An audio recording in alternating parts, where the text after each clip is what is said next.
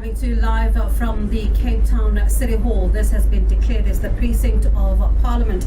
So we're counting the hours now to the opening address, which will be delivered by President Cyril Ramaphosa. About 490 members of Parliament will be seating inside the precinct. Of course, there will be overflow areas as well that have also been designated. Around 8 to 14 million rand has been budgeted for this particular event. And at the same time, remember, this particular sitting is taking place here because the Parliament is still being renovated. The National Assembly, remember, it was gutted by a fire there, but we do understand as Parliament has been updating the media throughout the course of this week, saying that in fact about 155 or so of the offices have already been rebuilt, and they're still trying to make sure that they do get the structure up and running, and we're looking at least April 2026. At the same time, of course, as we bring you rolling coverage inching towards 7 o'clock, which is around the time where a lot of people are expecting President Cyril Ramaphosa to table, of course, that opening address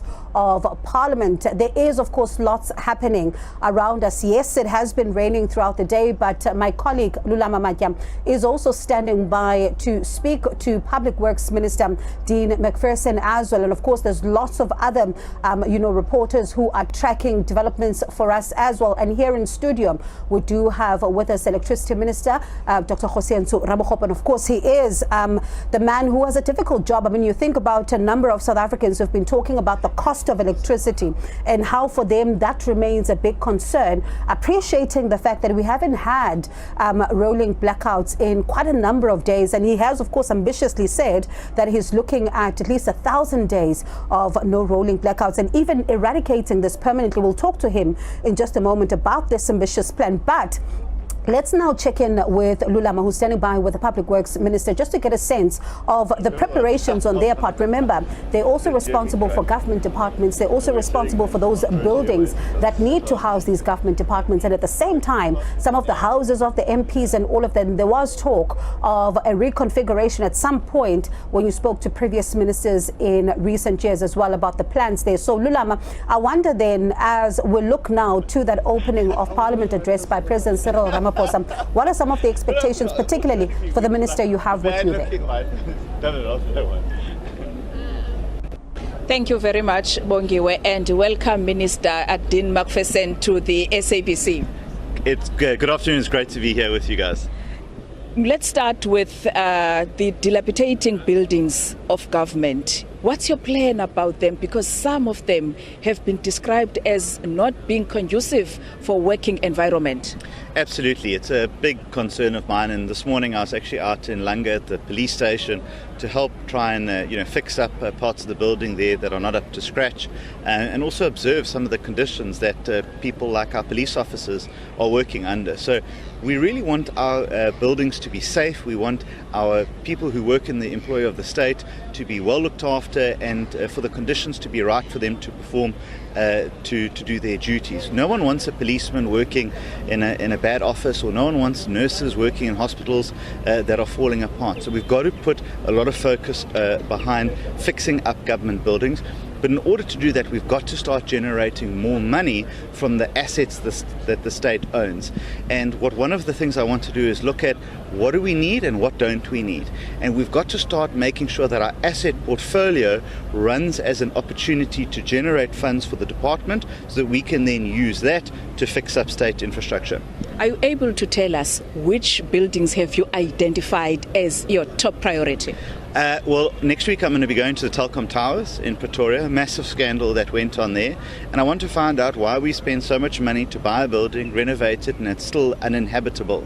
And those are the sorts of things that we need to understand, and we then need to do an audit of what we have so we can work out what we don't need. We also need to build partnerships with other government departments and other spheres of government to see what can we give them that they need for their own use. As an example, next week I'll be meeting with the Minister of Human Settlements, who's desperate for more land to build more social housing on. And I'm going to see where we as a department can help her achieve her priorities. So I think working together and working across the spheres of government and breaking down the silos that exist, I think we can start using our public assets for public good. You're talking about government being able to generate money. Members of Parliament in the past have been said not to be paying the rental money that they must pay in the villages that they are living at. What are you going to do about that? Well, it's not only politicians, but it's also government departments. Government departments owes us 13 billion rand, and they need to pay us what is rightfully due to us, or we can't do our job. So we're going to try and work together with everyone, and we're going to have some difficult conversations with politicians and departments across the country and say, you need to work with us so that we can help you. But, if that's not going to yield the results that we want, then we're going to have to look at more tougher measures in due course. Let's talk about the Parliament. Parliament is now having saunas and opening of our Parliament at the City Hall because the structure are bent down. What's the latest on that? Well, I'm going to be getting a briefing very soon from the Development Bank of South Africa that has been mandated by our department to reconstruct the chamber. What I'm absolutely very clear on is that we cannot afford delays and we cannot afford cost overruns. So I want to make sure that the penalties in those contracts are watertight so that there's no room for negotiation or for apologies that things have taken 6 years instead of 3 years or 10 billion rand instead of 3 billion rand. So I'm going to keep a very, very close eye on that reconstruction project. Thank you very much. That was the Minister of Public Works, Dean McPherson. I'm joined by Cosatu spokesperson Matthew Parks. It's a new administration and the workers are a priority of government. You want government to prioritize. What are the key issues that you want this 7th administration address? Yeah.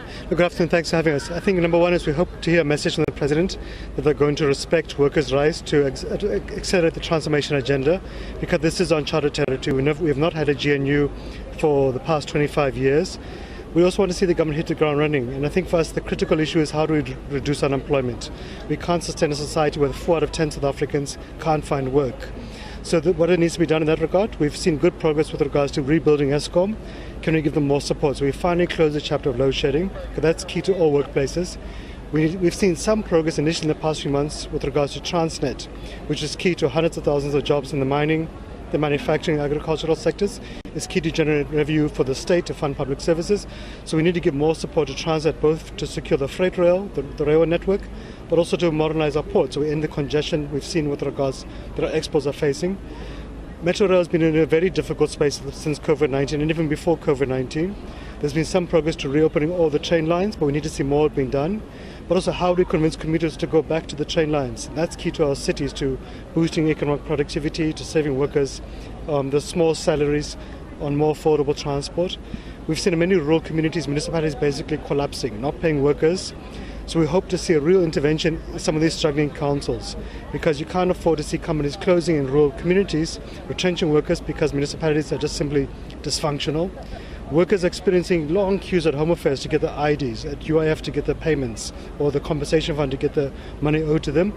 So we really hope to see the state having a capacitation program to end these queues. And of course, society, especially working class communities, experience huge levels of crime. Our townships are really, it's a nightmare for people. So we hope to see reinforcements for the police, for the prosecuting authority, for the courts, to really make sure we tackle crime and corruption. So I think for us, those are the key issues. And what's the position of Cosatu on the GNU? Look, it's a reality. We don't love it. We had hoped for the ANC to get a majority. Voters decided otherwise, partly because voters were frustrated with the political leadership across all parties. So the ANC had to find some numbers to make it work. We had actually preferred an ANC minority government, but the ANC has gone for the GNU, I think, because they wanted to see how can they make sure legislation, budgets are passed, etc. What's key for us is that these parties implement the ANC manifesto. The ANC is the majority party in the GNU, and for parties like the DA and Freedom Front Plus, PAC, to transition from being opposition parties to responsible parties in government, to helping the ANC deliver, but they've got to hit the ground running.